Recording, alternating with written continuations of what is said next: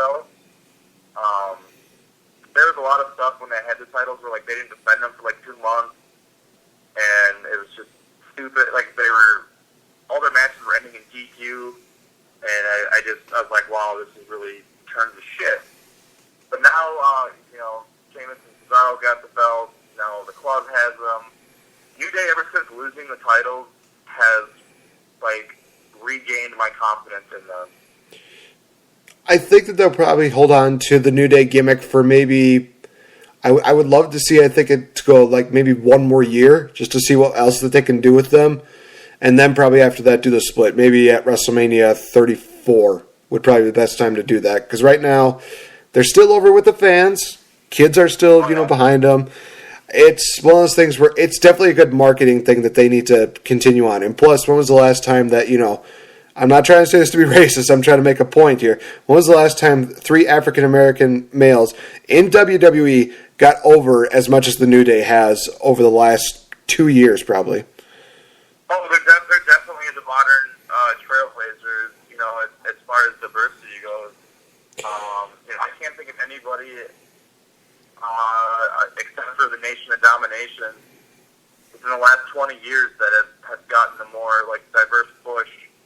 As far as superstars in the WWE, and good for them. It's well deserved, and it's awesome to see that they are being more diverse when it comes to utilizing their talent. Because personally, for me, it doesn't matter what color, what ethnicity, what religion, whether you're a man or woman. If you can get down in that ring, you deserve everything you got coming. If you handle yourself backstage well, you stay out of trouble. You're solid in the ring, you're solid in the mic. It shouldn't matter. You should get what's coming to you, and they proved it. I was so happy for Kofi too, because I've been a Kofi fan since day one, and for years it just seemed like he was stuck in mid-card purgatory. He was never getting higher than Intercontinental title or U.S. title, and they had these tag titles. Now they're the longest reigning champs in history. I think that just solidified Kofi's career. Definitely going to be a Hall of Famer, in my opinion. They'd be dumb not to. But they've really grown on me again. I was going to ask you. So did you see Xavier Woods had a live stream in overtime of the Super Bowl last night? With him and Kofi watching it in Xavier Woods' hotel room. Oh yeah. And New England scored that touchdown, and Kofi just went ape shit. And Xavier Woods was just like, no. And Kofi picks up his chair and throws it on the bed, and it was fucking hilarious. Xavier Woods just gets pissed. He starts getting on his phone, and he's like, "Fix the chair, man. I'm shutting this shit down." And Kofi's just dancing and celebrating and shit. It was so funny. And I don't know. I think it's just the natural chemistry those three have. The chemistry they have is amazing. And there's just something funny to me about Xavier Woods screaming ice cream in random spots in the match, where I'm just like, this is awesome. The New Day is going to pick up where CM Punk left off with bringing back the WWE ice cream bars. Guarantee it in the next year. But before you were going to make that the comment about the live stream, and you talked about Hall of Famers, we found out that the next inductees for the WWE Hall of Fame this year is the Rock and Roll Express. Woo, doggy! You gotta love that. I made the joke about them saying, best known for their appearance in hashtag tag team Apocalypto back over in Total Nonstop Deletion. No, Rock and Roll Express, they definitely deserve to go in. They have been probably one of the most rockin' and jammin', no pun intended, tag teams of any generation. It's just amazing how far these guys have come along, and now they're getting their proper dues and being inducted into the Hall of Fame. Good on you guys. Rock and Roll Express, you got my seal of approval, and congrats, you guys. You definitely deserve it. Oh, hell yeah. It's definitely well deserved. I don't think there's a single true wrestling fan out there that when he talks talk about tag teams in the history of wrestling, I don't think there's a single person that doesn't bring up the Rock and Roll Express. Not necessarily as like the greatest tag team ever, but when you're just talking about like tag teams that you like that were fun to watch, they're always brought up. Oh, definitely agree. Definitely do agree. We go into the next matchup, which I think was probably match of the night, which was Chris Jericho versus Sami Zayn for the United States Championship. Oh my gosh. I had to turn off my tweets for this matchup because it's like, I got to stay focused on this thing because you and I both had the same prediction. We thought that Sami Zayn was going to go over, and boy howdy, did they find a way to make it seem like that was the case. That blue Thunderbomb he hit on Jericho was just beautiful. I thought, holy cow, this could be it. Nope, damn it. It was just an awesome matchup. It kind of threw me a curveball a little bit. I remember talking to you on Messenger, and I was like, I even posted on our Facebook group that Sami Zayn was about to win that title. I thought it was a for sure thing, especially with Kevin Owens seeming like he's going to be dropping the title to Goldberg in the next couple of weeks at Fastlane, or whatever the hell Fastlane is. Jericho retained, and it was surprising. Like I said, I thought Zayn was going over, but Jericho wins. I am always cool with that. Yeah, I was a little bit surprised by that, actually. I honestly thought that Kevin Owens was going to maybe do some kind of distraction where he cost Jericho, or he was going to cause a little bit of bickering to cause a little bit of more of a wedge between the two of them. But no, Kevin Owens was the reason why Jericho basically won, which... Yeah, I thought there was going to be something in like the form of like Sami Zayn, or Chris Jericho tries to Irish whip Sami Zayn off the ropes, and it's kind of one of those things where like Kevin Owens has his back turned, but he sticks his arm out and grabs the leg, and like Sami Zayn reverses it, and then he grabs Jericho's leg, and he's like, "What the hell, man?" And then Sami gets the roll up or something, but no, instead we get a super kick and code breaker, and there you have it. But like I said, I am okay with Chris Jericho winning. Hey, it's not a bad thing. I mean, Chris Jericho, he is the GOAT. He is one of the best of all time, and he deserves a pretty good U.S. title run. We'll see how much longer. I'm wondering how long it's going to last. If it's going to last until WrestleMania or until Fastlane, because I think that they might be trying to get Sami Zayn into that title situation, which again I would be totally okay with. Oh, for sure. I remember reading towards the end of last year.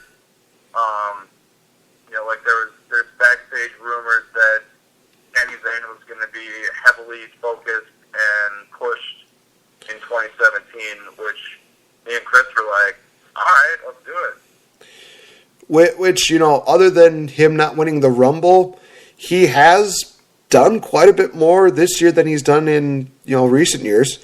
I mean, he beat Seth Rollins to get into the Royal Rumble. He beat Jericho last week, and he had a good matchup with him this week. So, definitely good steps in the right direction. So, yeah, that was a great match, too. Oh, yeah.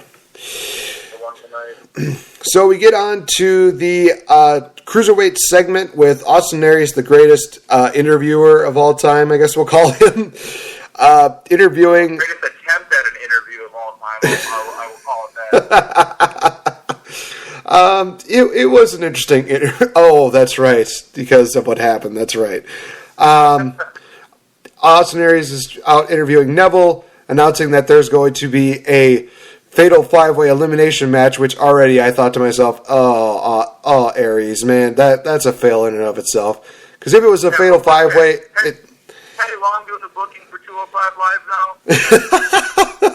Maybe. Booking fatal 5-ways, it sounds like 17 tag matches and shit. Oh, man. Honestly, that would just be amazing. He should be the one running the Dusty Rhodes Classic. I mean, for gosh sakes. But it's a fatal 5-way a 5-way elimination matchup. I'm going to say it like that. Between Noam Dar, Cedric Alexander, TJ Perkins, Tony Nese, and who was the fifth guy again? Jack Gallagher. Yeah, Jack Gallagher. Oh, that's right, him. Yeah. That's for another conversation. But it basically evolves into Neville saying, it doesn't matter. I'm not afraid of anybody. All of them come out, and then it evolves into a 3-on-3 tag team matchup. Team babyfaces win. But still, it was a good matchup, and definitely shows Neville, again, being just the complete badass that he was. Oh, my gosh. Neville, where have you been all these years? Because you are just... This Neville is amazing. I have loved every single second of this heel Neville. Even his response to Austin Aries when he's like, which one most, frightens you? And he's like, are you kidding? These guys are irrelevant. Like, doesn't even matter. And then all those guys are doing their flips and stuff to the outside, and the crowd's getting all crazy. Neville acts like he's going to fly, and then he's just like, no. And I loved it too because I don't know if it's planned or not, but it was kind of like to me it's like a kind of like a subtle nod to him being the king of the cruiserweight. Because if you look to the outside when he was acting like he was going to jump, all the guys were either down on the ground or like on one knee.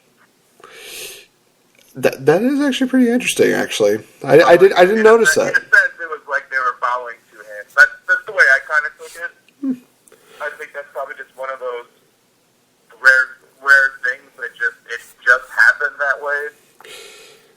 Yeah, I actually didn't even realize it. Now that you mention it, I kind of noticed that now. Huh, interesting. I'm making the joke that I think that Neville got this whole king gimmick from Barrett, Wade Barrett. Because you kind of listen to him, and he talks about being king, and his voice just gets more, straggly and kind of like deeper. And honestly, I thought to myself, oh my gosh, did he just call Wade Barrett and just say, like, hey, can I borrow your gimmick? And he's like, yes, but you got to use the nasally voice, and you got to sound like you're authoritative. I thought maybe he just sat down and watched The Hobbit and was like, I'm going to be the king dwarf like that guy. Oh, man. I didn't even think about that. Damn it. Jeez Louise. Oh, man. So now we got so many things. We're just... King dwarf, that's the goal. It's perfect. Oh, man. If we ever go to another Raw and Neville's there, we should just do like a chant of like, King, Hobbit, King, Hobbit. Oh, man. That would be amazing. All right. So we get on to the main event, which is Samoa Joe versus Roman Reigns. Two Samoans fighting each other, and boy, howdy, was this just a knockdown, drag-about brawl. I think if anybody brought the ruthless aggressiveness out of Roman Reigns, it was Samoa Joe, because Roman looked like he was just... He actually did very well with Samoa Joe. I was really surprised by that. Yeah, the whole thing was great, and if good old JR was there, he would have called this a slobber knocker hands down. It was really interesting, though, because they really made Samoa Joe look strong tonight. Like, normally we don't see Roman Reigns getting 95% dominated an entire match, and I felt like that's what we got tonight. Yeah, they definitely wanted to capitalize on the Samoa Joe that he was in NXT, and they definitely did a phenomenal job at that. Samoa Joe just looked awesome. He looked flat out dominant, like you said. There was a point where I knew there was no way that Roman Reigns was going over. I'm like, if you fucking bring in Samoa Joe last week and you make him lose in his first match, you just derailed that fucking Samoan freight train. Mm-hmm. And to your credit, he did basically. Well, he basically pulled off a Finn Balor. Like I think I remember mentioning it to you.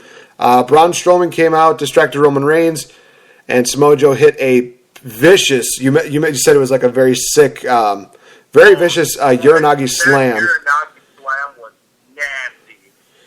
That was just that basically made the Rock's rock bottom look like amateur hour. That just looked so. Oh man, that reminded me of like the old. That was like if you put like the rock bottom, like Bray Wyatt Uranagi slam, and like